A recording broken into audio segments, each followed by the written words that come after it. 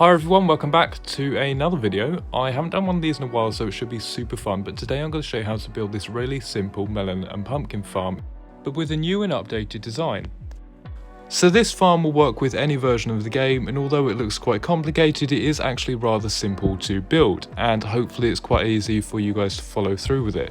Now, as you can see, it's actually split into two halves, and this means that each half produces 360 items per hour. And overall that is roughly around 720 for the whole farm, but we'll get more to that later. So basically how the farm works is these observers see the plants, and when they grow they push pistons down which essentially crush the melons and pumpkins, which then get collected by a hopper minecart underneath on this rail here, as you can see. They're then dropped into some hoppers and into a chest or a storage system if you prefer. So the materials here are only for one module, so if you wanted to stack the farm, which you can by the way, or expand it, then you would obviously need more. Feel free to pause the video now just to get an idea of the materials that you'll need. This isn't an exact amount, so yeah. Also, just saying now, this won't include the structure around it. You can build that yourself. This is just something I've temporarily come up with to make it look a bit more fancy. It will mainly just be on the farm in the center, as you can see. So first of all, you want to go ahead and make yourself a 15 by 15 block area, and I would suggest using a block with an edge because it's just easier to count. Then all you want to do is come to any corner of the build. Now, this can be any corner you want, to be honest, and it kind of determines the back of the front. Remember, this is a double-sided farm, so either side could be the back of the front. It can be on the same corners, you could have two rights or two lefts. I prefer to do it on one right and one left, it just makes it a bit easier. Anyway, you can mine out these two blocks here and the two blocks in front of them. And then on the other side of the barrier, you're going to mine out two blocks here. You're going to place a chest in here, a double one. Then you're going to place a hopper going into the back of this chest here, and another one there, and a hopper going into that hopper, and a hopper going into that hopper. Then you're going to place one more hopper on top of here. You're then going to grab yourself a redstone block and place it here. Then a dirt block, place it there. And then you're also going to grab yourself a powered rail and place it here. Now it should glow red because the redstone block is powering it. Then you just want to grab your regular rails and count across 4 blocks. So 2, 3, 4, and then you're going to replace this one with a redstone block. You're then going to go ahead and place a powered rail on top just to further propel the minecart. Next, all you're going to do is grab your non-powered rail and snake it all the way down here, just like this. And when you get to this end piece, you will have to break it, replace it, and place one next to it too. Then you want to stop here, then go ahead and place 2 redstone blocks in these spaces here. Then of course a powered rail on this one, and then just snake your rail around again until you get to the other powered rail. And actually, if you want the minecart to go faster, you can replace these 2 blocks with redstone blocks as well. Then just put powered rails on both and they should connect up with the track. So you'll actually want to move your redstone block on this last bit 1 block back. Put a normal rail on top of where it was, and put a powered rail on top of the redstone block. Then all you need to do is copy this to the other side. So you can go to a different corner or the same corner, so 2 rights or 2 lefts. I do opposite corners, it just helps a bit. So I'll see you after you've done that. You can pause the video now or rewind just to see what I did. Okay, so now that that's completed, if we go ahead and place one of our minecart hoppers on here, you should see it snake all the way across and come back. If it doesn't come back, you may need to add more powered rails, but I have tested this, so it should work all fine. And then all you need to do is go ahead and place one of these on the other side as well. Also, if you're wondering why I haven't put the redstone blocks at the end of the rail to power the powered rails, then it's because the minecart actually stops on them, so you can use any block you like to make the minecart bounce off, really. And actually, just to check that everything is working, you can chuck an item in here. This should go up to the top. And if you check in one of your chests, and you should see the item is in there, that shows that it is all working well. So then go ahead and place your minecart on the other side. And that's pretty much the collection system all done. Now we're going to go ahead and place in our glowstone. Now this can actually be done with any light block that you like. And this is just so that the plants get enough light to actually grow. You can actually fill the farm with glass instead, but I prefer to put blocks around the outside, just for a more aesthetic feel.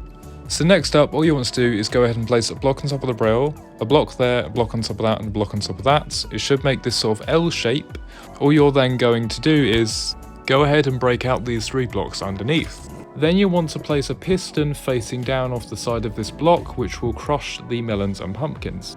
Then you'll want to repeat this process until you hit the 15 by 15 area edge. After that, all you want to do is go ahead and break all the blocks in between the pistons you've just placed.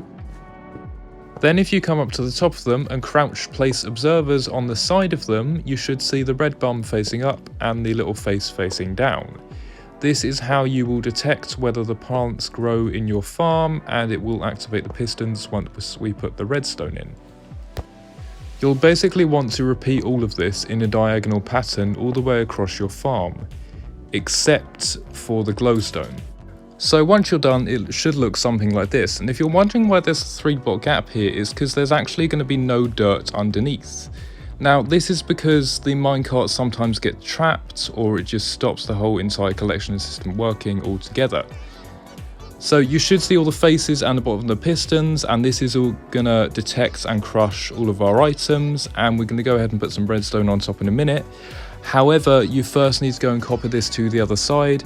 Again, remember to miss out these 3 blocks on top. Okay, so now that we've done that, it should look something like this, unless you've done different corners. So next up is the actual redstone wiring. It's super simple to do. I'll just show you guys a bit now. So literally all you'll need to do for this bit is just cover the whole entire thing in redstone, and you want to do this for the other side as well. And now it should look like this, an absolute mess. But also in some ways somewhat of a cool pattern. Now coming to the underneath, this is where you're going to do some actual farming. So go and place 5 dirt here on top of these tracks. Then go ahead and bring this out by 1, 2, 3. And then a 4th block on the side here, and that will be your 3 blocks that haven't been filled in, which should allow the minecart to get up, as you'll see in a minute. But now essentially all you need to do is fill this whole thing with dirt on this layer, and remember, miss the 3 on the other side, and also don't place over the glowstone, otherwise you won't actually get any light in your farm. And so once you're finished, it should look something like this, and again I've missed the 3 out here just so the minecart can get up. So then you want to grab your solid blocks, place 3 around this redstone block, and bring them all the way across here, and you want to essentially make another big edge round this 15 by 15 platform that you've made. But when you get to here, you want to fill this block in, and also these 2 blocks here, just so that the water doesn't flow into your farm and ruin the rail, which is a nightmare to fix. But again, it doesn't take too long. You want to carry this all the way around here, just like this, all the way around to this other redstone block, fill that one in and fill that corner in. So after you've grabbed your water, you'll need to make an infinite water source. Now there are 2 ways you can do this. You can make a square like this, put 1 in that corner, 1 in this corner, and if you take water from that, it's essentially infinite. The other way is that you dig a 1 by 3, so like this, and you put 1 water on either side, but you can only take from the middle. Whereas the other one, you can take as many buckets as you like at a time. What you now do is place 1 water here, another one over in this corner, another one over here, and this is why we put that block there, otherwise it would destroy the rail. 1 at the end of this glowstone chain, 1 at the other end of this glowstone chain, 1 in this corner, and now I'm going to show you what it does to the rail. That goes underneath and it destroys everything. But finally you'll want to place water against this block here. But if you do end up destroying the rail, there is a very easy way to fix it. I'll just show you now. You want to place a block there, another block behind it, and then you want to place a block on the end of this sort of platform here. Then go ahead and place your water bucket here, and if you sprint in the water, you'll end up swimming, and you'll actually be able to get into this 1 by 1 block gap where you can quite easily fix the rail. You want to just block this off temporarily, and you can essentially jump out that 3-wide hole in the ceiling where the minecart is meant to get up. So once that has been fixed, you want to make sure to come to this other side, place that block in there and the water next to it, just so that nothing like that happens again. Then you want to grab some more building blocks once again and just drag them all the way around over the top of this water, just to optimize your drops. Because sometimes what can happen is the drops on the edge where these pistons are will get pushed into the water and they won't actually get collected by anything. Now, in terms of the glowstone in the middle here, you can put glass over it. However, I'm able to put blocks over it because once you hoe dirt, it doesn't become a full block and light can seep through it, which is why I've put the glowstone under the water in the middle. You'll then want to go and use the same technique you fixed the rail with to actually get in the top here where the dirt is, because this is how you're going to hoe your dirt and plant your seeds. Right, so once in, block off that water, yet again, break that block, and you can just leave that hole open for now, just so you can get out again. So once you're in, you want to grab yourself a hoe, or have one on hand to be honest, and essentially just hoe the dirt below the observers, because this is where your seeds are going to go and they're going to grow into plants. And as I've explained before, the melons and pumpkins will actually grow beneath the pistons and they'll get crushed because of the redstone outputs. It is essentially as a one-tick farm and you want to copy this over to the other side as well. Now that that's done, you should have somewhat of a diagonal pattern or a checkerboard pattern matching the observers above you. Now as you place the seeds in, you will notice the pistons do push down. Not to worry though, you won't get pushed through the floor unless you're directly under a piston. So you want to be crawling on top of a hoed piece of dirt.